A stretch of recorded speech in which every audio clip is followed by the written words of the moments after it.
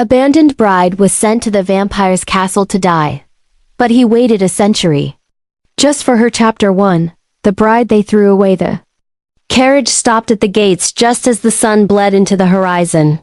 Alara pressed her palm against the frost-cracked window, her breath fogging the glass. Beyond the iron bars, the castle rose like a broken tooth against the dying lightstone the color of old ash. Towers that ended in jagged points, windows dark as shut eyes. No smoke rose from its chimneys. No guard stood at its walls. It looked exactly like the place they'd send someone to die. Out, the driver said. Not bothering to open the door for her, Alara gathered her skirts cream silk now stained gray from 2 days of travel and stepped down onto the frozen ground. Her shoes, meant for ballrooms, not exile, crunched against the ice. The cold bit through her thin cloak immediately. The driver tossed her single trunk onto the ground with a thud that made her flinch. He wouldn't meet her eyes. None of them had, not since her father's men had dragged her from the wedding altar and shoved her into this carriage. The Sable Lord's terms were clear, the driver muttered, already climbing back onto his seat. A bride before nightfall. You're here. Contracts fulfilled. Wait, Alara's voice cracked. What am I supposed to? But the carriage was already turning, wheels grinding over ice and stone. She watched it disappear down the winding road, swallowed by the skeletal trees that lined the path like sentries. The forest pressed in on all sides, dense and watchful. Silence settled over her like a burial shroud. Elara stood alone before the castle gates, her heart hammering against her ribs. The sky deepened to indigo. Stars began to prick through the darkness, cold and distant. She was supposed to have married Lord Harver today. A good match, her father had said. Politically sound. The man was 40 years her senior, cruel-eyed, and had buried 2 wives already. But that hadn't mattered. Not until Alara had discovered he'd been the one to spread the rumors that destroyed her mother's name. That drove her mother to the cliffs 3 years ago. She'd confronted him at the altar, and her father, more concerned with alliance than truth, had chosen Harver's word over hers. The punishment for hysterical defiance and breaking a noble contract was swift. Exile to the Bloodlands. To fulfill the ancient treaty no one spoke of anymore. Every generation, the noble houses sent someone north. An offering to the Sable Lord, the vampire who ruled these woods. A bride, they called it. A sacrifice, more accurately. No one ever came back. Alara's hands trembled as she picked up her trunk. It wasn't heavy. They'd only packed what they wanted gone. Her mother's journals. A single change of clothes. Nothing valuable enough to regret losing. The gates swung open with a sound like a sigh. Alara froze. She hadn't touched them. There was no wind beyond the gates. A path of pale stone cut through an overgrown courtyard toward the castle's main doors. Statues lined the walkway, figures in ancient dress, their faces worn smooth by centuries of weather. They looked like mourners. She forced herself forward. Each step echoed too loud in the stillness. The courtyard was a graveyard of grandeur. Fountains stood dry and cracked. Gardens had gone wild, thorned vines crawling over marble benches. In the center, a stone basin sat filled with dark water that reflected the rising moon in fractured silver. The castle doors were already open. Alara's breath came shallow now. Every instinct screamed at her to run. But run where? The forest was full of wolves and worse. The cold would kill her before dawn. And her father had made it clear. There was no home to return to. She stepped inside. The entrance hall was vast, lit by candles that burned in iron sconces along the walls, though she'd seen no one light them. The floor was black marble veined with silver, polished to a mirror shine. A grand staircase swept upward into shadow. Tapestries hung from the walls, their images faded but still visible. Battles between armored figures and creatures with too many teeth. Courts held under moonlight. A throne made of swords. And at the far end of the hall, standing perfectly still beside a fireplace that roared with sudden flame, was a man. Alara's trunk slipped from her fingers and hit the floor with a crack that shattered the silence. He didn't move. didn't startle. He simply watched her with eyes that caught the firelight and held it, burning gold in a face too beautiful to be safe. Sharp cheekbones. A mouth that could have been carved by a sculptor obsessed with cruelty and grace. Dark hair that fell past his shoulders, unbound. He wore a coat that looked centuries out of fashion, elegant and severe. He looked like a king from a nightmare. "You're early," he said. His voice was low, quiet, but it filled the space effortlessly. The contract specified sunset. Alara couldn't make her voice work. Her pulse was thunder in her ears. He tilted his head, studying her the way one might study a puzzle. "They sent you in a wedding dress." It wasn't a question, but she answered anyway. "I was at the altar. They didn't give me time to change." Something flickered across his expression. Not quite sympathy. More like recognition. Of course they didn't. He moved then, crossing the hall with a grace that made no sound. He stopped 3 paces away close enough that she could see the inhuman stillness of him, the way he didn't breathe quite right. "What's your name?" "Alara." It came out as barely more than a whisper. "Alara Thorn." "Alara," he repeated, and the way he said it made it sound like an old word, something with weight. "I am Caspian Sable, and you are the first bride they've sent me in 100 years who arrived alive." Her blood turned to ice. Alive? The others were dead before the carriage stopped.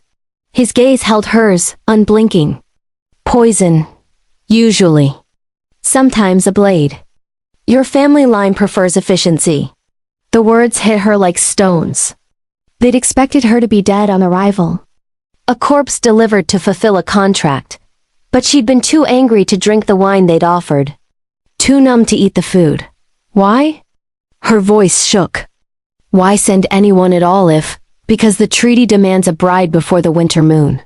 Caspian's expression was unreadable. "And your kind has always preferred sending the dead rather than risk one of your own to a monster." The firelight threw shadows across his face, made the gold in his eyes seem to burn. "Are you?" Alara forced the question out. "A monster?" Caspian smiled then, and it was the saddest thing she'd ever seen. "Yes," he said softly. "But not the kind that kills brides on sight."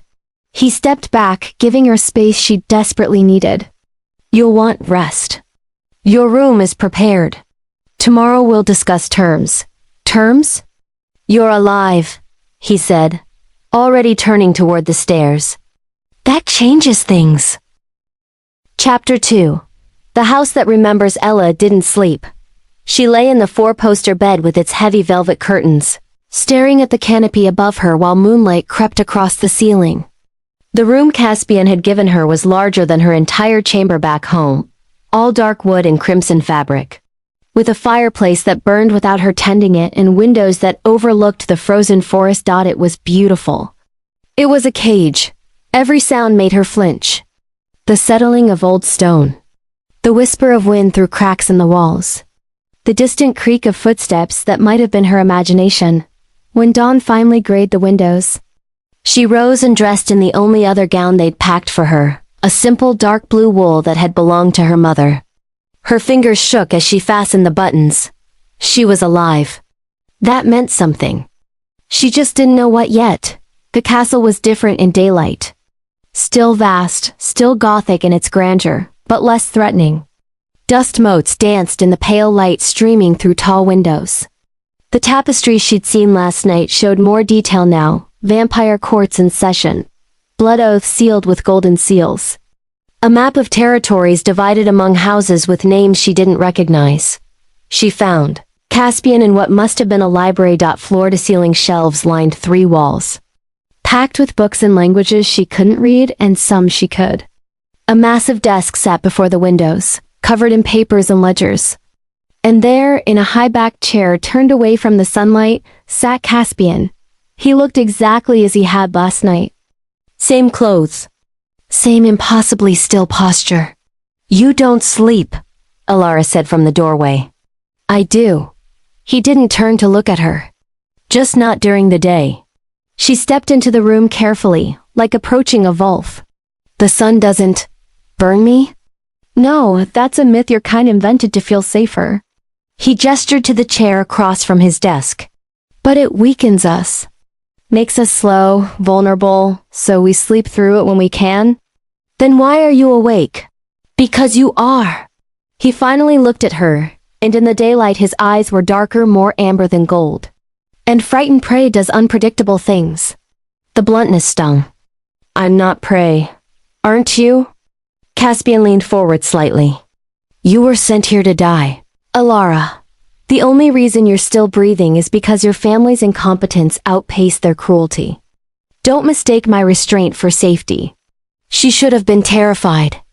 Instead, anger sparked hot in her chest. If you wanted me dead, I'd already be dead. True. So what do you want? The question hung between them. Caspian studied her with that unnerving intensity, as if he could see past her skin to the fear and fury beneath. I want to know, he said quietly, why they sent you alive. Alara sank into the chair, exhaustion suddenly crushing. They didn't mean to. The wine at the wedding, I didn't drink it.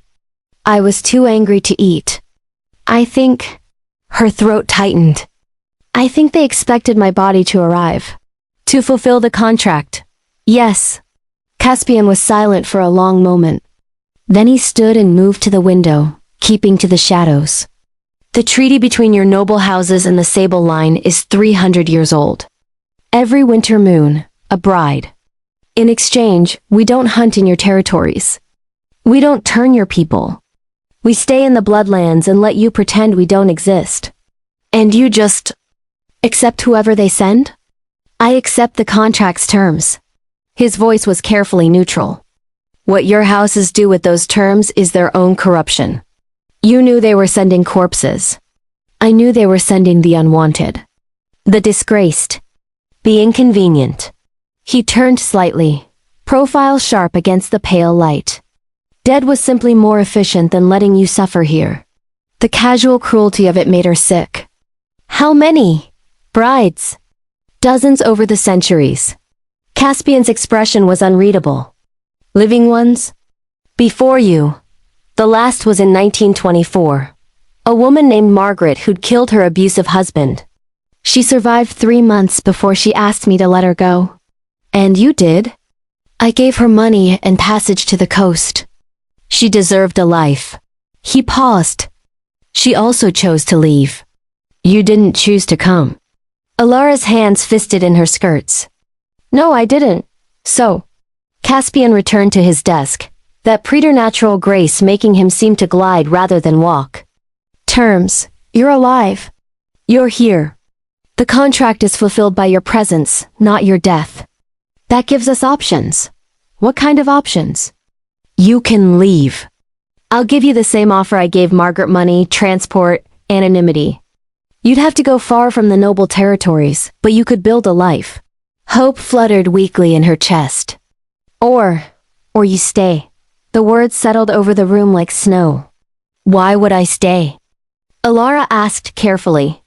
Caspian met her gaze directly. Because you have nowhere else to go. Because your family would hunt you if you surfaced anywhere they have influence. Because... He hesitated, and for the first time he looked almost uncertain. Because this house has been empty too long, and you're the first person in a century who wasn't dead when you crossed the threshold. It wasn't a romantic declaration. It was honest in a way that hurt. If I stay, Alara said slowly, what would that mean? You'd be safe. Fed. Free to use the library, the grounds, the castle. I wouldn't touch you. Wouldn't feed from you. Wouldn't bind you to any blood oath. His voice was firm. You'd be a guest. Not a prisoner. And you'd get what out of this? Something flickered across his face, too quick to name. Company. Perhaps. It's been a very long time since anyone spoke to me without fear or obligation. Alara looked at him, really looked. At the careful distance he maintained. The way he angled himself away from the sunlight. The loneliness that clung to him like a second skin. He was a vampire. Ancient and dangerous and bound by laws she didn't understand. But he'd been alone in this castle for 100 years. And he was offering her choices when everyone else had taken them away. I need time, she said finally. To think. Of course. Caspian inclined his head. Take what you need. The castle is yours to explore, just... He paused. Don't go into the east wing. Those rooms are sealed for a reason. It should have sounded ominous. Instead, it sounded like grief. Alara stood, her legs unsteady. Thank you. For the honesty. It's the least I owe you. She made it to the door before his voice stopped her. Alara? Your mother's journals. The ones in your trunk. She turned. Caspian wasn't looking at her. She wrote about the cliffs. About choosing the fall. You read them? Her breath caught. How did you... I can smell grief, he said quietly. It has a particular weight. I just wanted you to know, staying or leaving neither makes you her. The kindness of it broke something in her chest. She fled before he could see her cry. Chapter 3. The things she noticed. Alara spent the morning exploring. The castle was a labyrinth of forgotten grandeur. Hallways stretched longer than seemed possible, lined with portraits of pale-faced figures whose eyes followed her movement. Rooms opened into more rooms, a ballroom with a floor like black ice. A conservatory where roses still bloomed despite the winter cold. A dining hall with a table long enough to seat 50 guests who would never come. Everything was maintained. Dust-free. As if invisible hands kept the castle. Alive. She noticed the oddities slowly. Like pieces of a puzzle revealing themselves. The kitchen held no food. Cupboards stood empty. The stove cold. Only the wine cellar was stocked rows upon rows of dark bottles, with labels in languages that predated her country's formation. The clocks had all stopped at different times. Some showed midnight. Others dawn. None of them ticked, and there were no mirrors. Not a single one in the entire castle. By midday, Alara found herself in the conservatory, surrounded by impossible flowers. She touched a white rose, its petals soft as silk, and wondered what kind of magic or curse kept them blooming in winter. They remember summer. She spun. Caspian stood in the doorway, still keeping to the shadows though the sun had passed its zenith. He looked paler in the indirect light, almost translucent. How long have you been there? Her heart hammered. A few minutes. You were focused. He moved into the room with that unsettling grace, never quite making sound. The roses are spelled. A gift from a witch who owed me a favor 2 centuries ago. They'll bloom until the castle falls. Ilara's hand dropped from the flower. Everything here feels frozen. Like time stopped. In some ways it did. Caspian studied the roses with something like sadness. When you live forever, you learn to preserve the things that matter. Even if they're just ghosts of what they were. She watched him carefully. In the soft light filtering through the glass ceiling, she could see details she'd missed before. The way his chest barely moved, breath so shallow, it was nearly absent. How his skin held no flush, no warmth of life. The absolute stillness when he forgot to mimic human movement. You don't eat, she said. A statement, not a question. No. Or sleep during the day. I told you, you said you sleep. But your clothes are exactly the same as last night. You haven't changed. Haven't moved from that library except to find me. She took a step closer, pulse quickening. You've been awake this entire time, haven't you? Watching. Caspian's expression didn't change, but something flickered in his eyes. I wanted to ensure you didn't do anything unwise. Like leave? Like open the wrong door. His voice was quiet. This castle has secrets, Alara. Some of them dangerous. And you're one of them. Yes. The honesty was disarming. She should retreat. Should remember what he was. Instead, curiosity pulled her forward another step. Show me, she said. Caspian went very still. Show you what? What you are.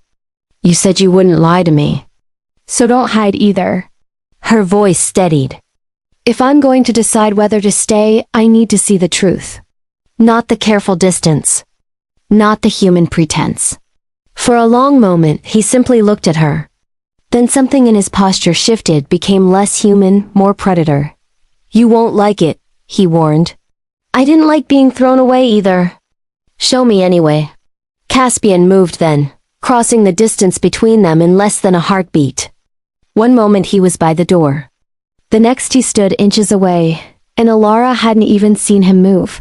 She gasped, stumbling back against the rose trellis. We're faster than your eye can track, he said quietly. Stronger than 10 men. We don't tire. Don't age. He reached out slowly, giving her time to flinch away, and took her wrist between his fingers. His skin was cool, not cold, but absent of the warmth that meant life.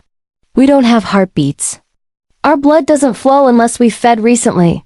Alara's pulse raced under his touch. She could feel the inhuman strength in his grip, carefully controlled. He could snap her wrists like kindling, and they both knew it. And feeding? Her voice came out breathier than she'd like. Blood. His thumb pressed against the vein in her wrist, not threatening, just aware. We needed to maintain strength. Without it, we weaken, desiccate. Eventually we fall into a sleep that can last decades until someone bleeds near enough to wake us. How often? For most vampires? Once a week. For someone as old as me. He released her wrist carefully. Once a month. Less, if I ration carefully. Alara rubbed her wrist where his fingers had been. When did you last feed? 3 weeks ago. I have an arrangement with a blood broker in the city. Medical supplies from hospitals. Clean, consensual in the sense that the donors knew their blood would be sold. His jaw tightened. I don't hunt. Haven't in a very long time. Why not? The question seemed to catch him off guard. Because hunting means killing, and I'm tired of death. There was a weight to those words that spoke of centuries. Alara studied his face, the way he held himself away from her even as he demonstrated his speed, his control. The carefully maintained distance. You're afraid of hurting me, she realized. I'm afraid of what I could do without trying. Caspian turned away, putting space between them again. You're fragile, Alara. Mortal. Your skin is thin as parchment to me. Your bones like birds' wings. One miscalculation, one moment of lost control, and you'd break. But you don't want to break me. No, the word was almost harsh. I don't. She believed him. Against all logic, all self-preservation, she believed the monster in the conservatory who kept roses blooming and stood in shadows to keep her comfortable. The East Wing, Alara said suddenly. You told me not to go there. What's in it? Caspian's shoulders tensed. Memories, mistakes, things I can't undo. Is it dangerous? Only to me. The admission hung between them, raw and unexpected. Alara wanted to push, to ask more, but something in his expression stopped her. Some doors, she realized, needed to be opened slowly. I'll respect your boundaries, she said quietly. If you respect mine. He turned back to her, something like relief in his eyes. That seems fair. Then I have a question. About the treaty. About why the noble houses agreed to send brides at all. Caspian's expression darkened. Because 300 years ago the vampire houses went to war with the mortal kingdoms. We won. The treaty was their surrender dressed as diplomacy. And the brides were tribute. Reminders that we could have taken everything. His voice went cold. Instead, we took one life a year and left them to their daylight world. They've resented us for our mercy ever since. Outside the conservatory windows, the sun continued its weak arc across the winter sky. Soon it would set. Soon Caspian would be fully himself again, faster, stronger, more dangerous in the dark. Alara should have been afraid.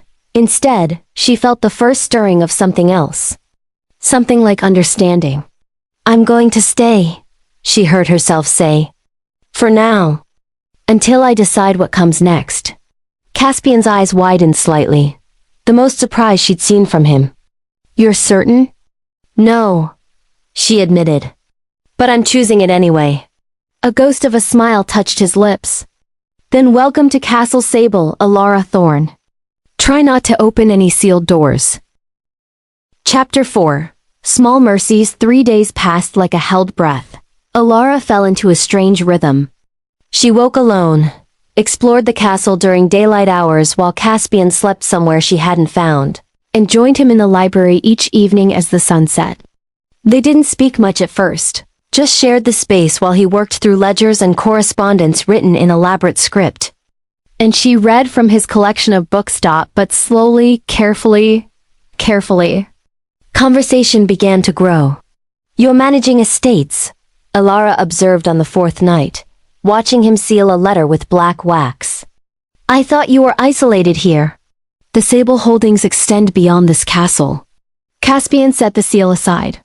"Forests, farmland, 3 villages on the border territories.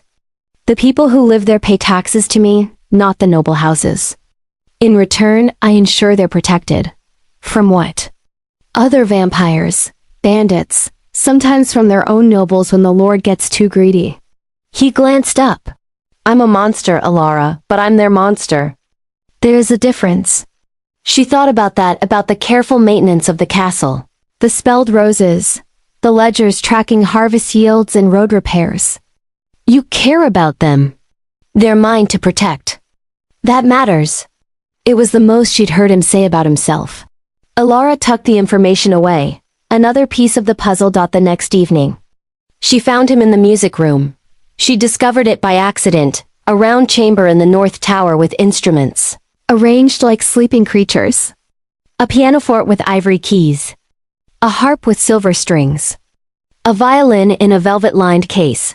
Caspian sat at the piano, fingers resting on the keys but not playing. "I didn't know you were musical," Alara said from the doorway. He didn't startle. "I'm not. Not anymore." His hand lifted from the keys. "I learned when I was human. But that was a very long time ago." "How long?" 347 years since I died. 347 years since I woke up as this." He gestured vaguely at himself. "The music didn't survive the transformation. I remember the theory, but not the feeling." Alara moved into the room, drawn by the sadness in his voice. "You were turned during the war. The one the treaty ended." "Yes. Against your will?" Caspian's jaw tightened. "I was a soldier. 19 years old and stupid enough to think I was invincible. The vampire who turned me thought I'd be useful. She was right. I became exactly what she needed, a weapon. And now you're alone in a castle, keeping treaties your maker probably never cared about. My maker is dust." His voice went flat. "I killed her myself 70 years after she turned me. The sable line is mine because I took it, and I've spent the last 2 centuries trying to be better than what she made me." The honesty of it stole her breath. Alara sat on the bench beside him, careful to leave space between them. "Do you think you've succeeded?" "I don't know." He looked at his hands, pale, steady, capable of such violence. "I haven't killed anyone in 60 years. I keep the treaties. I protect the mortals in my territory. But I'm still the thing that goes bump in the night. Still the reason parents tell their children to be home before dark." "You're also the reason those villages have safe roads and fair taxes," Alara said quietly. "That has to count for something." Caspian turned to look at her, and in the candlelight his eyes were almost human. Almost warm. "You're not afraid of me." "I am," she admitted. "But not in the way you think. I'm afraid of what you could do. Not what you will do." "There's a difference." Something shifted in his expression, gratitude, maybe, or relief. "You're the first person in a century who's understood that." They sat in silence for a moment. The piano quiet between them. "Play something," Alara said suddenly. "I told you. I can't try anyway." She gestured at the keys. "You said you remember the theory." "That's a start." Caspian hesitated, then placed his fingers on the keys with the care of someone handling something breakable. He pressed down slowly, drawing out a chord that hung in the air like a question. Then another. And another. The melody was halting, uncertain, but recognizable, a folk song Alara's mother used to hum while she worked. "Simple and sad and human. How do you know that?" She whispered. "It's older than you think." His hands moved more confidently now, finding the rhythm. "My mother sang it. Before the war. Before everything. Elara watched his face as he played.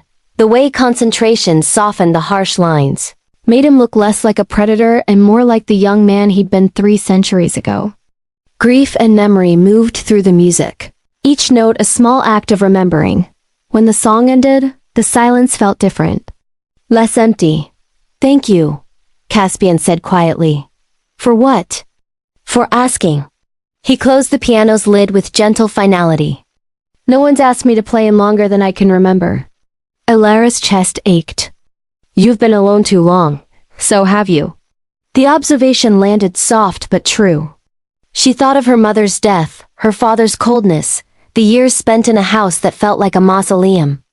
The loneliness that had carved her hollow long before they'd sent her north. We're a matched pair then, she said, attempting lightness. Perhaps. Caspian stood, offering her his hand. Come, I want to show you something. She took his hand without thinking. His skin was cool, but his grip was steady as he led her from the music room. Through corridors lit by candles that burned without melting. Up a winding stair to the highest tower. The door at the top opened onto a widow's walk. Elara stepped out into the night and gasped. The view stretched for miles, the forest a dark sea below. The mountains sharp-edged against the stars, and above it all, the winter moon hanging full and bright. This is where I come when the castle feels too small, Caspian said, standing beside her at the railing. When I need to remember the world is larger than stone walls and old contracts. The wind was cold but clean.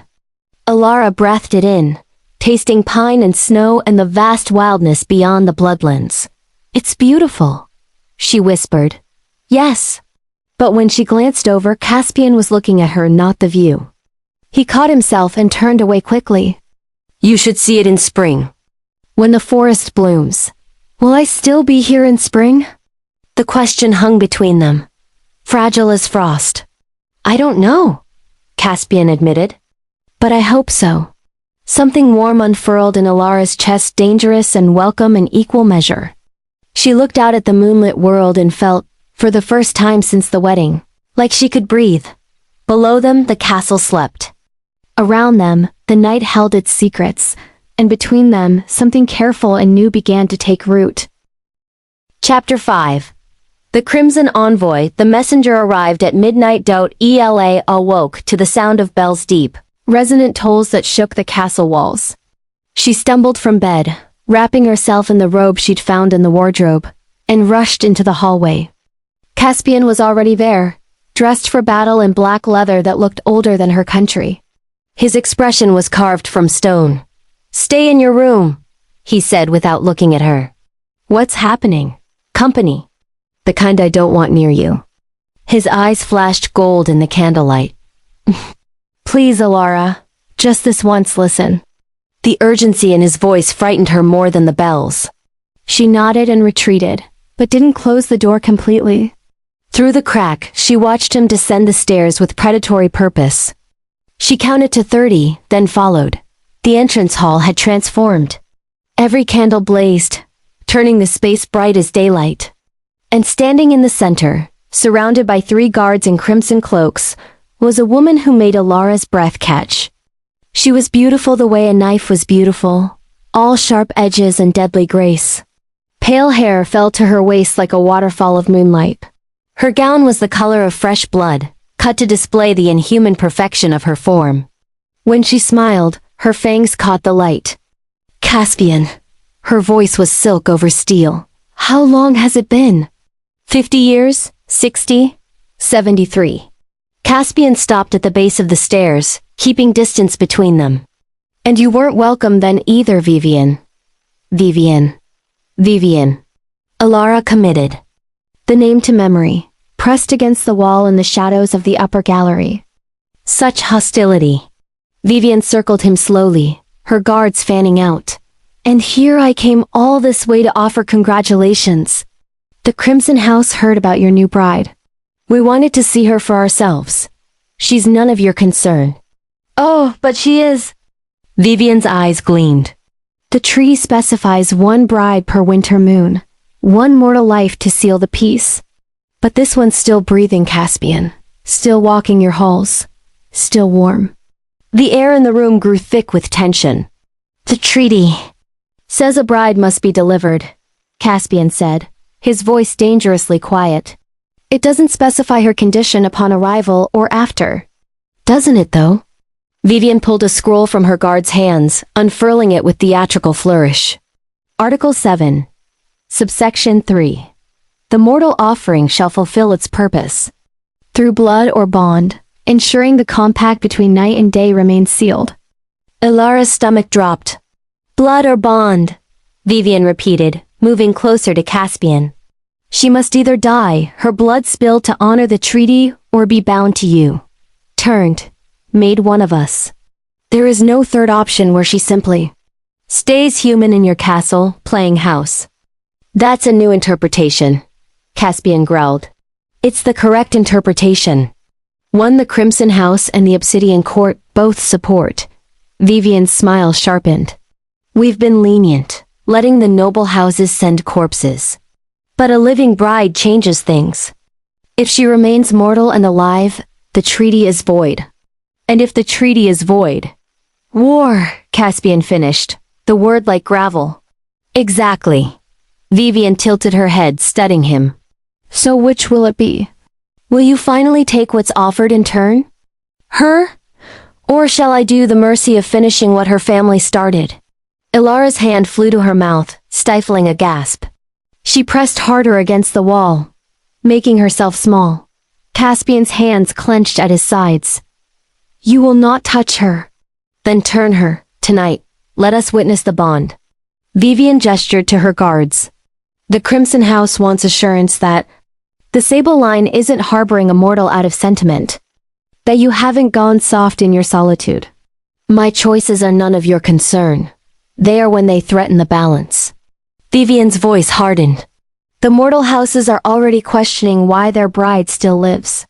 Rumors are spreading. Some are calling for the treaty to be dissolved, for us to take back what we surrendered 300 years ago. Do you want that? Do you want to return to the blood wars? The silence stretched like a wound. I need time, Caspian said finally. You have until the new moon. Vivian turned, her gown sweeping across the marble. 3 weeks, Caspian. Turn her, kill her, or we'll assume you're refusing the treaty's terms. And the Crimson House will act accordingly. This is politics, Vivian. Not law. Politics is law when you're immortal, darling. She paused at the door, glancing back. Oh, and Caspian? The Obsidian Court is already moving forces to the border. They're hoping you refuse. They've wanted your territory for a century. The doors closed behind her with a boom that echoed like thunder. Ilara stayed frozen as Caspian stood alone in the entrance hall, his shoulders rigid with barely contained fury. Then he moved faster than thought, and punched the stone wall beside the fireplace. The impact cracked the marble like ice. I know you're there, he said without turning. Ilara stepped out of the shadows, her legs shaking. She wants me dead or turned. She wants an excuse for war. Caspian finally looked at her, and his eyes were blazing gold, inhuman and fierce. The Crimson House has been pushing boundaries for decades. They want to expand. My territory is the gateway to the mortal kingdoms. If the treaty falls, thousands die. Ilara finished. Yes. She descended the stairs slowly, her mind racing. What happens if you turn me? You die and wake up as something else. Faster, stronger, immortal, but not human anymore. Never human again. His voice roughened. You'd be bound to me as your maker. The bond is absolute, unbreakable. You'd feel my emotions, I'd feel yours. For the first century at least, you'd be an extension of me. That sounds like slavery. It is. Which is why I've never turned anyone. Caspian's hands were still trembling with rage. I won't do it, Ilara. Not even to save the treaty. I won't. Take your mortality, your choices, your life and twist them into something you didn't choose. Ilara reached the bottom of the stairs, standing close enough to see the war in his eyes. And if you don't, if I stay mortal, then Vivian will return with an army. She kill you to void the treaty, then use my breach as justification to attack. The other houses will follow. The mortal kingdoms will fight back. He looked away, jaw tight. It will be the blood wars all over again? Because of me. Because of a contract written 300 years ago by people who saw mortals as currency. His voice broke slightly.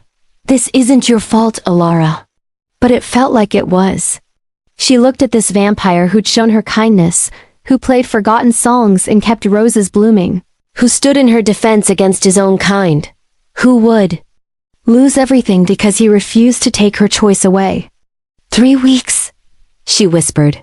3 weeks, Caspian confirmed. And then the world decides for us. Outside, the wind howled against the castle walls. Inside, the candles flickered as if the darkness itself was pressing closer. And between them, the weight of an impossible choice settled like a stone. Chapter 6. Blood and Oaths. They didn't sleep that night. Caspian brought her to the library, poured wine she didn't drink, and began to explain the world she'd stumbled into, the world that now held her life in its teeth. There are 5 vampire houses, he said, standing by the fire. Crimson, obsidian, silver, sable, and jade. Each controls territories. Each has different philosophies about mortals, about feeding, about governance. The Crimson House, Vivian's house, believes vampires should rule openly. That mortals are livestock. Ilara's stomach turned. And the others? Obsidian wants isolation. They'd prefer mortals didn't exist at all. Silver plays politics, allying with whoever benefits them most. Jade. He paused. Jade was destroyed 80 years ago in an internal purge. Their territory was divided among the rest of us. And Sable? I believe in coexistence. In the treaty. In the idea that mortals and vampires can occupy the same world without constant bloodshed. His expression hardened. Which makes me weak in the eyes of houses like Crimson. Alara pulled the robe tighter around herself. Why do they care what you do with one mortal woman? Because you're not just one woman anymore. You're a symbol. Caspian turned to face her fully.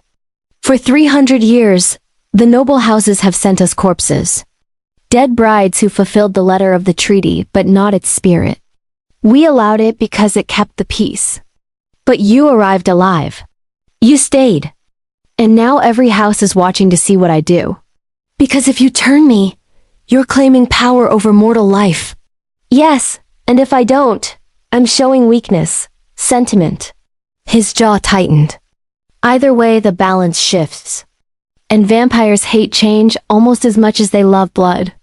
The firelight cast shadows across his face, making him look ancient and weary.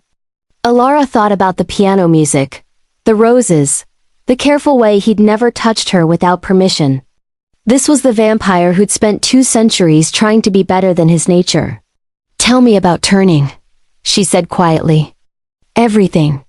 No euphemisms. Caspian's eyes met hers. Are you certain?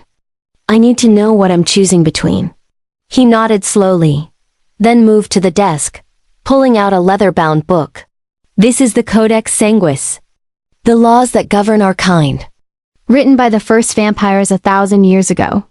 He opened it to a marked page. Article on the turning right. Alara joined him, looking at the elaborate script. The words were in Latin, but Caspian translated. To turn a mortal, the Maker must drain them to the point of death. Not just unconsciousness, actual death. The heart must stop. His voice was clinical, distant. Then the Maker feeds the dying mortal their own blood. 3 drops on the tongue. The vampire blood rewrites the mortal's body, stops the decay, restarts the heart. But what wakes up isn't the same person. How? You lose the sun first. Then food tastes like ash. Water like dust. The only thing that satisfies is blood. He turned the page, showing an illustration of a vampire feeding. Your senses sharpen until mortal life becomes overwhelming. Every heartbeat too loud, every scent too strong. You have to relearn how to exist in a body that's too fast, too strong, too hungry. Alara's hands trembled on the desk. And the bond? The maker's blood creates a connection. For the first 100 years, maybe longer, you'd feel my emotions as if they were your own. Joy, rage, hunger. All of it. His voice dropped. And I'd feel yours. Your fear, your grief, your desire. There would be no privacy, no separation. You'd be mine in a way that goes beyond ownership. Could you command me? Yes, the admission was raw. The bond gives makers absolute authority over their progeny. Most use it liberally. I would try not to. But in moments of danger, of necessity, he looked away. I can't promise I'd never use it. The honesty was almost worse than a lie. Alara stepped back from the desk, her mind reeling. So I'd become immortal, powerful, but not free. Not for a long time. Eventually, the bond weakens. After a few centuries, you'd be your own person again. But those first 100 years... Caspian's expression was bleak. I watched my maker twist her progeny into weapons, puppets, toys. I swore I'd never create another vampire. Never subject someone to what I endured. But if you don't turn me, thousands die. If I do turn you without your genuine consent, I'm no better than Vivian. He moved to the window, looking out at the dark forest. I've spent 3 centuries trying to prove vampires can be more than monsters. I won't become one to save a treaty. Ilara's throat tightened. What if I consented? Caspian spun to face her. No. You said genuine consent. Ilara, you're choosing between death, transformation, or being the catalyst for war. That's not consent. That's coercion dressed in impossible options. His voice shook. I won't accept a yes given under duress. Then what do we do? The question came out sharper than intended. Wait 3 weeks and hope Vivian changes her mind? Hope the other houses decide one mortal woman isn't worth fighting over? I don't know. The admission seemed to cost him. I've managed these politics for centuries. I've negotiated, compromised, survived. But this... He gestured between them helplessly. I don't know how to save you without destroying you. The vulnerability in his voice cracked something open in Ilara's chest. She crossed the room until she stood directly in front of him, close enough to see the flecks of amber in his golden eyes. Then don't save me, she said. Save them. The mortals in your territory. The people who depend on the treaty. They matter more than one discarded bride. You're not discarded. His hand lifted as if to touch her face, then stopped. Not to me. The air between them felt charged, dangerous. Ilara's pulse hammered loud enough she knew he could hear it. I need to think, she whispered. About all of this. About what it would mean to... She couldn't finish the sentence. Take all the time you need. Caspian stepped back, giving her space. 3 weeks isn't much. But it's what we have. Ilara nodded and fled the library, her mind a storm of impossible choices. Behind her she heard the sound of pages turning as Caspian returned to the codex. Searching for answers and laws written before her grandparents were born. In her room. She stood at the window and watched the moon set over the forest. Somewhere out there the Crimson House was preparing for war. The Obsidian Court was moving pieces on a board she couldn't see. And she was the pawn that could tip everything into chaos. About immortality. About blood and bondage and losing the sun. She thought about Caspian's music, his careful distance. His refusal to take what he could so easily claim. And she thought about the villages that would burn if the treaty fell. 3 weeks. 3 weeks to decide what kind of monster she was willing to become. Chapter 7. When Crimson Comes. They came on the 13th night. Ilara woke to the smell of smoke and the sound of shattering glass. She bolted upright, heart racing, as orange light flickered across her walls. The castle was burning. She grabbed the nearest cloak and ran into the hallway. Smoke billowed through the corridors, thick and acrid. Somewhere below, she heard shouting, Caspian's voice raised in fury. And others she didn't recognize. The Crimson House hadn't waited 3 weeks. Ilara stumbled down the main staircase, choking on smoke. The entrance hall was chaos. Vampires in crimson cloaks fought with inhuman speed, blurs of motion too fast to track. Caspian stood in the center, holding them back with nothing but his bare hands and centuries of skill. He moved like violence made art, ducking, striking, throwing attackers into walls hard enough to crack stone. But there were too many. For every one he downed, two more pressed forward. Then one broke through the line. The vampire was young, hungry-eyed, and he locked onto Alara with predatory focus. He moved and Caspian was there, catching the attacker by the throat mid-leap. "You don't touch her," he snarled, and snapped the vampire's neck with a sound like breaking branches. The body dropped. It wouldn't kill him. Vampires didn't die that easily, but it bought seconds. "Beast wing!" Caspian shouted at her without taking his eyes off the attackers. "Go, there's a safe room!" An explosion rocked the castle. Part of the ceiling collapsed, raining debris. Alara screamed, throwing her arms over her head. When she looked up, Caspian was fighting 3 vampires at once, his coat shredded, dark blood staining his shirt. He was losing. Alara's mind raced. She couldn't fight them. She was human, fragile, useless in a battle of immortals. But she could think. The library. The codex. The histories Caspian had shown her over the past weeks. She ran. The library was untouched, insulated from the battle by thick walls and distance. Alara threw herself at the desk, scattering papers, searching for there. The Codex Sanguis.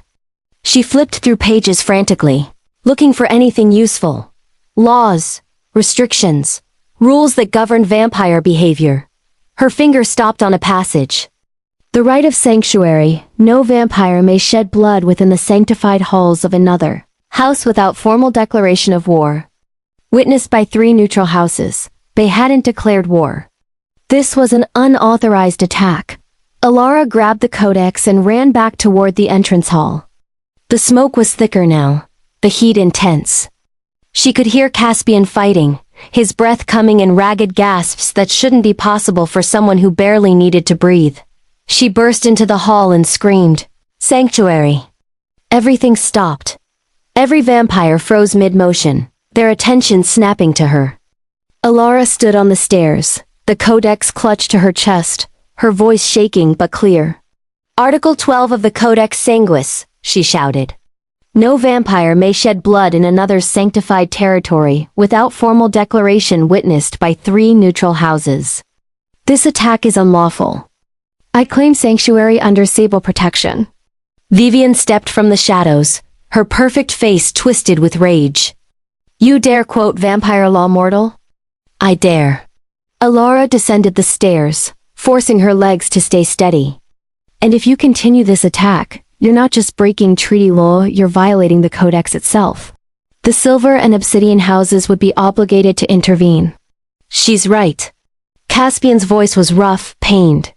He stood surrounded by fallen vampires, his own blood dripping onto the marble. "You came without declaration, Vivian. Without witnesses. This is assassination, not war." Vivian's eyes blazed. "You're hiding behind a mortal now?" "I'm standing behind the laws we all agreed to follow." Caspian moved to place himself between Alara and the crimson vampires. "Leave, now, or I'll send word to every house about your little indiscretion." For a long moment, Vivian stared at them both. Then she smiled, slow and poisonous. How clever. The Sable Lord and his pet mortal, playing at politics. She gestured to her vampires. "Withdraw." For now, the crimson-cloaked figures retreated like smoke, moving toward the shattered doors. But Vivian paused at the threshold. "You've bought yourself time, Caspian. But time runs out. The new moon is in 11 days. Her gaze slid to Alara. "Choose wisely, little bride. Death, transformation, or war. There is no fourth option." She vanished into the night, her vampires flowing after her like a crimson tide. The silence that followed was deafening. Caspian swayed, then dropped to one knee. Alara rushed to him, catching his shoulder. "You're hurt. I'll heal." But his voice was weak. "How did you know about the sanctuary law?" "You taught me. All those nights in the library reading the codex." Her hands shook as she examined his injuries. Deep gashes across his chest, a wound in his side that looked terrible. You need blood. I'll manage. Caspian, I said I'll manage. But even as he spoke, his skin was growing paler, more translucent. He was weakening fast.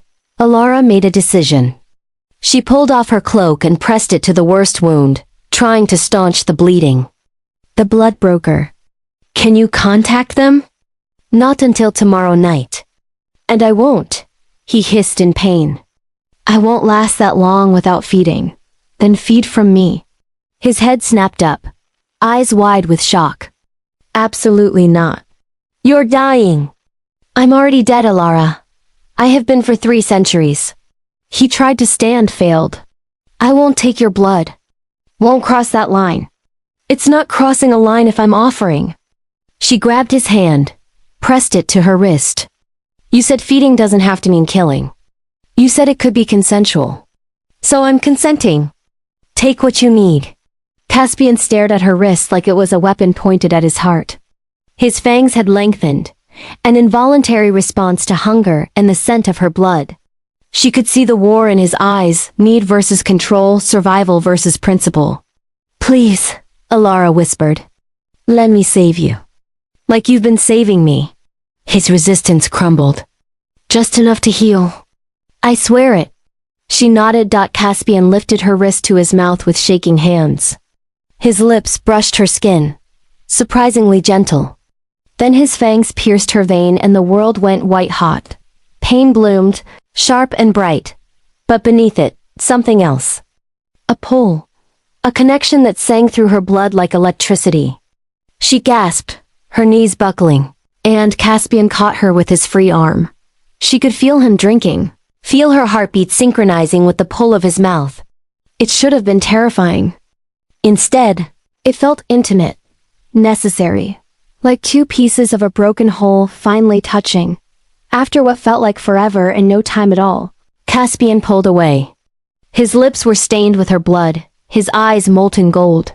The wounds on his chest were already closing, skin knitting together with supernatural speed. Alara, he breathed, and there was something raw in his voice. Something desperate. She swayed, light-headed but alive. Did it work? Yes. He caught her as she stumbled, lifting her easily. Too well. She didn't understand until she felt it, the echo of his emotions pressing against her. Own. Gratitude. Guilt. And underneath it all, a hunger that had nothing to do with blood. The bond had begun. Chapter 8. The taste of her. Caspian carried her to her room and laid her gently on the bed. Alara's head swam, her vision blurring at the edges. The room tilted and steadied, tilted again. She pressed a hand to her wrist where he'd bitten her, 2 small punctures already closing. But the skin around them felt hot. You took too much, she whispered. I took exactly what I needed to heal. Caspian's voice was strained. He stood at the foot of the bed, keeping distance between them, his hands clenched into fists. You'll be weak for a day or 2. I'll bring you food, water, iron supplements. I can feel you. He went completely still. What? Alara pressed her hand to her chest, over her racing heart. Your emotions. They're pressing against mine. Guilt. So much guilt. And something else. Something you're trying very hard to hide. Caspian's expression shattered. No, that's not. It shouldn't be possible. The bond only forms with a full turning. Then explain why I can feel your self-loathing from here. Alara struggled to sit up. Explain why every time you look at me I feel this ... ache. Like you're in pain. He turned away, gripping the bedpost hard enough that the wood cracked. Feeding creates a temporary connection. It will fade in a few hours. It has to. But his voice held no conviction. Alara swung her legs over the side of the bed, ignoring the dizziness. You've never fed from someone you cared about before, have you? The question landed like a blow. Caspian's shoulders tensed. No. That's why it's different. That's why I can feel. She stopped, heat flooding her face. She could feel his desire, sharp and fierce and terrifying in its intensity. Feel how much he wanted her. How much he hated himself for wanting her. Don't, Caspian said roughly. Don't say it out loud. Why not? We're both feeling it. Because you're vulnerable right now. Blood loss makes mortals ... susceptible. Emotional. You might think you feel something for me, but it's just the feeding, the bond, He made a frustrated sound. I won't take advantage of that. Alara stood on shaking legs, using the bedpost for support. I knew what I felt before you bit me, Caspian. The feeding just made it impossible to hide. He finally turned to look at her, and his eyes were anguished. You can't love a monster, Alara. I don't love you. The words came out softer than intended. But I could. And that terrifies you more than Vivian's army ever could. The truth of it hung between them like a blade. Caspian crossed the room in 3 strides, stopping just short of touching her. If you stay mortal, you die. Either by Vivian's hand or by time itself. 50 years from now, 60 if you're lucky, you'll be gone and I'll still be here. Still alone. Still remembering what it felt like too. His voice broke. I can't do that again. Again? His jaw worked. There was someone, once, 200 years ago. A mortal woman I cared for. I didn't turn her. She didn't want immortality, didn't want to lose the sun. So I loved her while I could and watched her age. Watched her wither. Watched her die. His hands trembled. I buried her in the garden where the roses grow. And I swore I'd never let myself feel that way about someone mortal again. Ilara's throat tightened. The East Wing. The rooms you keep sealed. Were hers. Everything she owned, everything she was. He looked away. I couldn't bear to change them. Couldn't bear to let them go. What was her name? Catherine. The name came out like a prayer. She was fierce and kind and utterly unafraid of me. She stayed for 30 years. Grew old in my arms. And when she died, part of me died with her. Alara understood now. The loneliness that permeated the castle. The roses that never stopped blooming. The music he couldn't bear to play. He'd been grieving for 2 centuries, locked in a tomb of his own making. I'm not asking you to love me, she said quietly. I'm asking you to let me make my own choice. About turning. About staying. About what I'm willing to risk. And if you choose mortality, choose to leave when this is over? His voice was raw. How am I supposed to let you go when I can still taste you on my tongue, still feel your heartbeat like it's my own? The intimacy of his words sent heat through her. Is that what the feeding did? Connected us? Yes. He finally met her eyes. Vampire blood is ... potent. Even a small amount creates bonds. And when there's already emotion involved, already connection. He gestured helplessly. I should never have fed from you.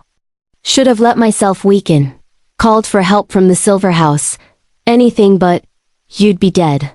Alara stepped closer, swaying slightly. Vivian's vampires would have killed you. Then me. Then they'd have used it as justification to attack your territory. How many would have died because you were too noble to accept help? That's not the point. It's exactly the point. She was close enough now to feel the cool air that surrounded him. The absence of body heat that marked him as other. You've spent 3 centuries punishing yourself for being what you are. For surviving when others didn't. For wanting things you think you don't deserve. Caspian's control was fraying. She could feel it in the bond. See it in the way his hands shook with the effort of not touching her. What do you want from me, Alara? Honesty. No more careful distance. No more pretending you don't feel what you feel. She lifted her hand, letting it hover near his chest. Tell me the truth. What do you want? For a long moment he didn't answer. Then his hand covered hers, pressing it flat against where his heart would be if he were still alive. I want you safe, he said, voice barely above a whisper. I want you free. I want you to have the choice I never got, the life Catherine deserved. His fingers tightened over hers. And I want more than anything to keep you here with me forever. Which is why I can't, why I won't. The contradiction broke her heart. Caspian, A bell tolled from somewhere in the castle. Once, twice, 3 times. Caspian's head snapped up. Someone's at the gates. Vivian? No, this is the formal bell. A sanctioned visit. He released her hand, stepping back into the role of lord and protector. Stay here. Lock the door. Don't open it for anyone but me. Who would visit at dawn? Someone who wants to witness what happens next. His expression hardened. Someone from the Silver House, most likely. They always did love watching other people's disasters unfold. He moved toward the door, then paused. The feeding bond will fade by tomorrow. What you're feeling, what we're both feeling, it's temporary. Remember that.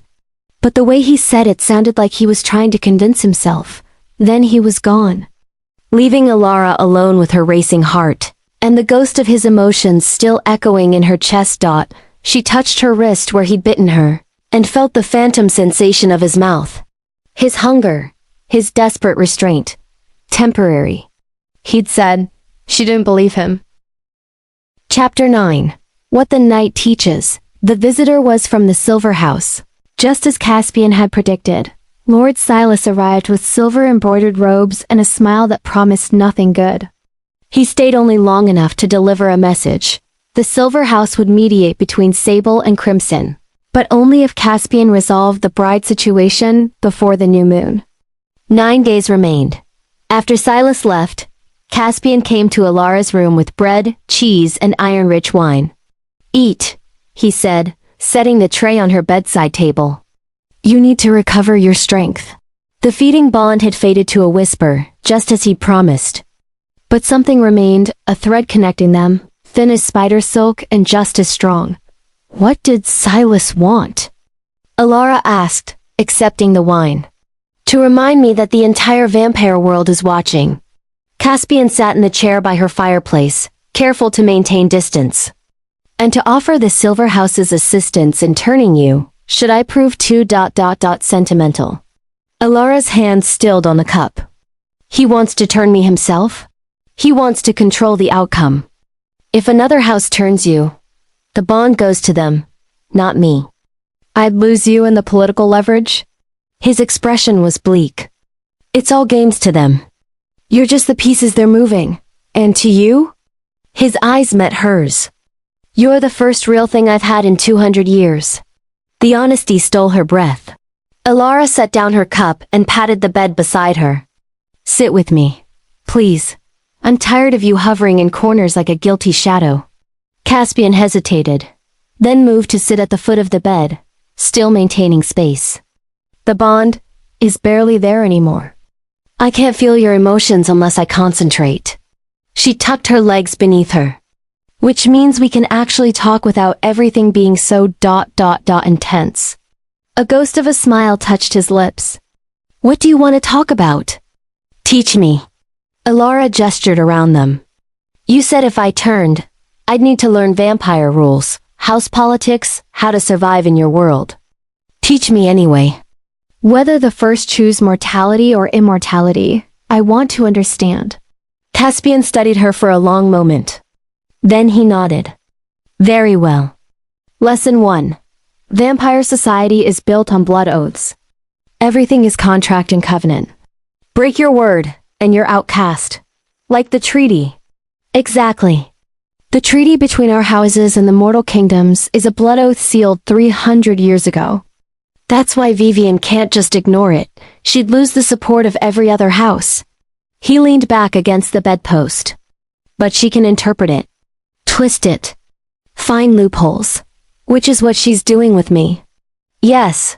The original treaty didn't specify the bride's fate after delivery, because the architects assumed we'd kill them immediately. The fact that I haven't... He shrugged. It's unprecedented. And vampires hate precedent that doesn't favor them. Alara absorbed this. What else? Feeding rules. Most mortals think we're mindless predators, but there are laws. You can't feed from someone without permission, verbal, written, or implied through payment. You can't drain someone to death unless in formal combat. And you never, ever feed from children. His voice hardened. Those who break feeding laws are hunted by all 5 houses. You follow these rules? Everyone. Have for over a century. He met her gaze. I told you, I'm trying to be better than what I was made to be. They talked through the morning. Caspian explained house hierarchies, the politics of immortal courts, the art of blood oaths, and how to spot loopholes. Ilara listened, asked questions, and slowly began to see the intricate web of power and tradition that governed the night. What about daylight? She asked as the sun climbed higher. You said it weakens you, but you're awake now. Barely. He did look paler, more drawn. Old vampires can function during the day if we must. But it's painful. Like moving through water while someone presses stones on your chest. Then rest. You don't have to stay with me. Yes, I do. His voice was quiet but firm. After what happened, after I fed from you, I need to know you're safe. That you're not double quotes. He trailed off. Afraid of you? Yes. Ilara shifted closer, reducing the distance between them. I'm not afraid. Not of you. You should be. But he didn't move away. Probably. She smiled slightly. But I've never been good at doing what I should. As the day wore on, their conversation shifted. Ilara told him about her mother, the journals, the grief, the cliffs.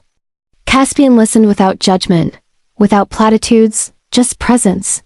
She sounds like she loved fiercely, he said when Ilara finished. Too fiercely. It consumed her. Ilara's throat tightened.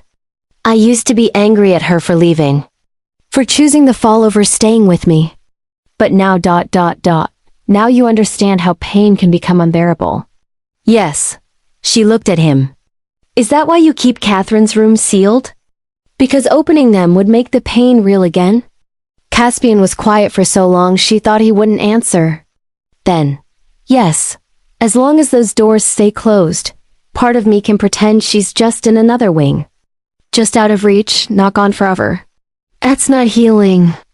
That's haunting. I know. He turned to face her fully. But I don't know how to let her go. Don't know how to remember her without it destroying me. Ilara reached out slowly, giving him time to pull away. When he didn't, she took his hand. His skin was cool, but his fingers curled around hers with desperate gentleness. Maybe you don't let go, she said softly. Maybe you just make room for something new alongside the old. Honor what was while allowing what could be. And what could be, Ilara? His voice was raw. You mortal and aging while I stay frozen? You turned and bound to me, losing your humanity? There's no version of this that doesn't end in loss. Every relationship ends in loss eventually. That's what it means to love something temporary. She squeezed his hand. But the time between, that's what matters. Catherine gave you 30 years. Would you trade them to avoid the pain of losing her? No. The answer was immediate. Never. Then why assume my choice will be different from hers? Why decide for me what I can or can't endure? Caspian stared at their joined hands. Because I'm selfish enough to want you. And terrified I'll destroy you in the keeping. You won't. You can't know that. Neither can you. Ilara lifted his hand to her chest, over her heart. But we have 9 days to figure it out. 9 days before the new moon. Before Vivian returns. Before I have to choose. His hand pressed against her heartbeat, feeling the life there. What will you choose? I don't know yet. She met his eyes. But I know I want to choose it with you, not because of fear or politics or what everyone else expects. Outside, the sun began its descent. The light through the windows shifted from harsh white to softer gold. Caspian lifted her hand to his lips and pressed a kiss to her, knuckles a gesture from another century. Courtly and reverent. Thank you, he whispered. For what? For seeing me. Not the monster or the lord or the thing that goes bump in the night. His eyes held hers. Just ... me. Ilara's heart ached with the tenderness of it. Always. They sat together as darkness fell, hands clasped, neither speaking. Building something fragile and precious in the space between mortal and immortal. Between what was and what might be, 9 days until the new moon. 9 days until everything changed. Chapter 10. The Choice at Moonrise. The new moon came with snow. Elara stood on the widow's walk, watching the forest turn white under the falling flakes. No moon hung in the sky, just stars scattered like broken glass across velvet darkness. Beautiful. Ominous dot below. The castle grounds filled with witnesses.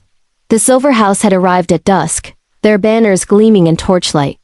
The obsidian court followed an hour later, their representatives cloaked in black that drank the light. Even a small delegation from the distant territories came, neutral observers to ensure whatever happened tonight would be witnessed and recorded. Vivian would arrive at midnight. The terms were clear. Elara would be turned, killed, or the treaty would be considered void.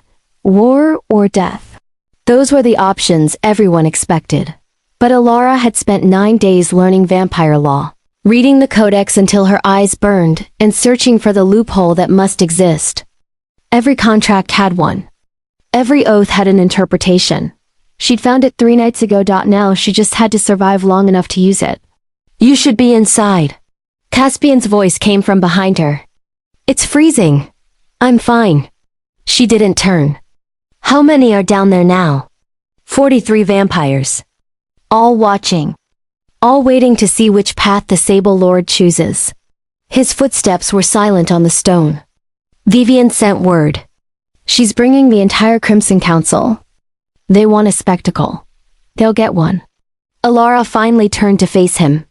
He looked like a king in his formal black, silver threading through the fabric in patterns that caught starlight.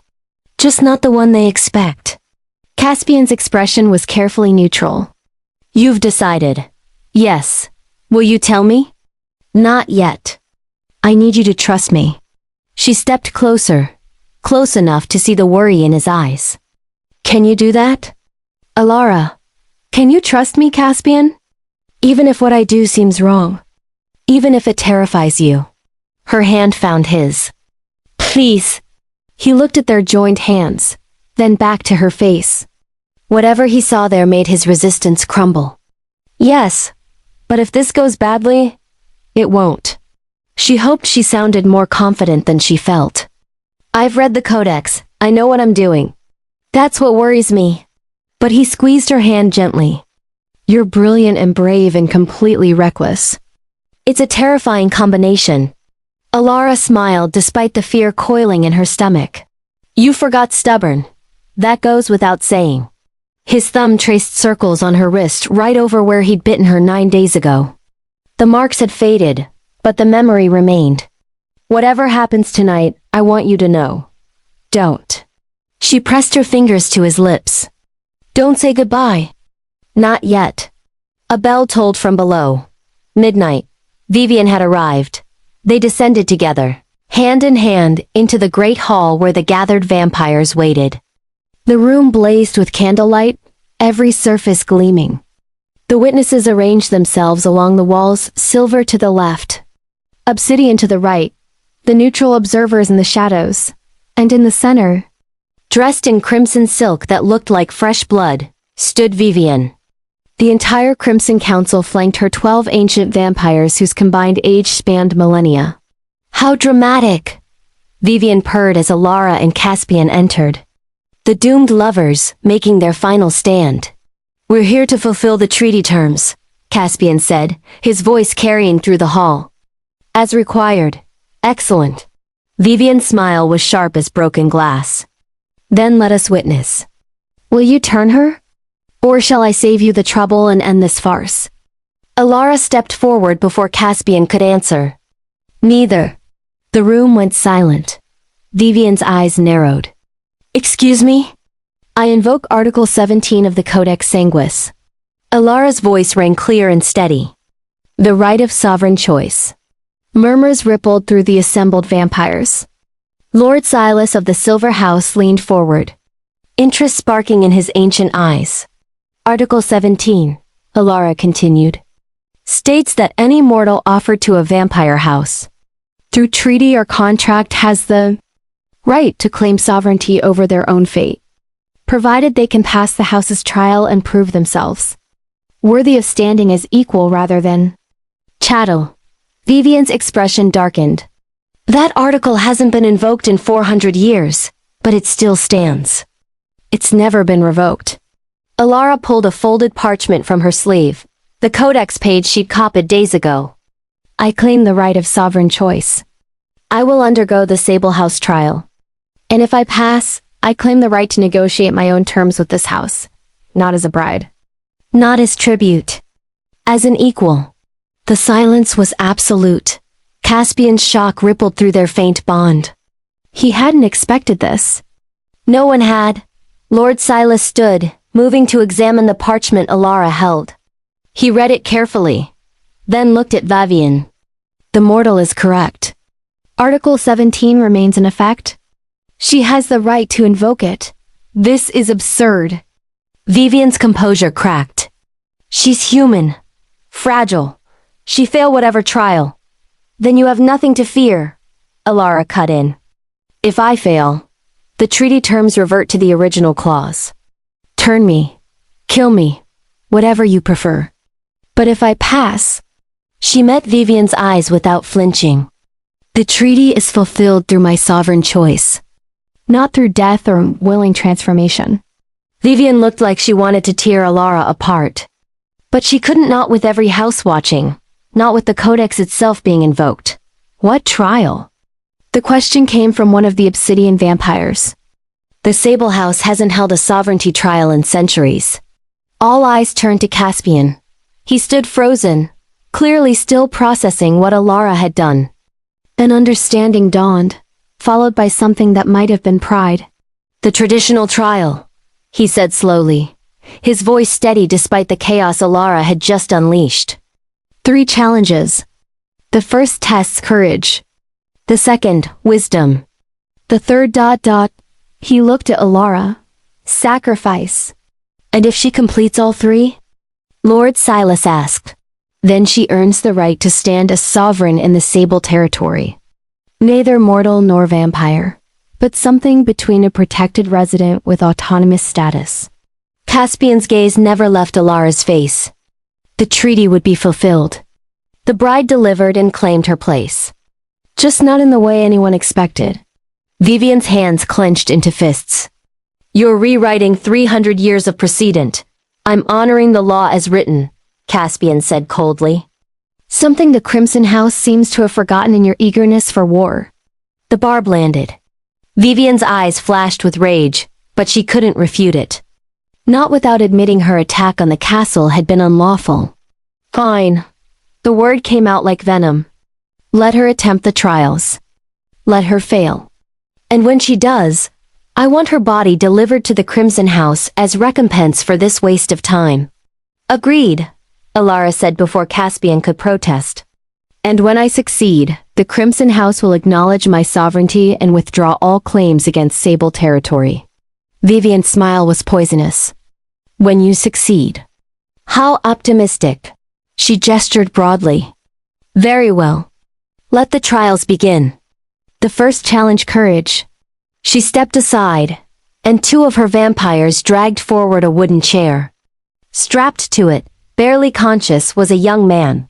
Alara's breath caught. She recognized him, one of the servants from Caspian's border villages. Your first trial, Vivian announced, is simple. This mortal is bleeding. Dying. To save him, you must give him your blood. But human blood offered to a dying mortal can have unpredictable effects. It might save him. It might poison him. You won't know until you try. Her eyes gleamed.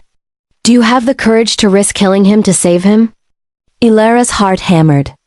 This was the test, not whether she'd take action, but whether she'd accept the weight of consequences. She looked at Caspian. He nodded once, imperceptibly. Then she rolled up her sleeve and walked toward the dying man. I do.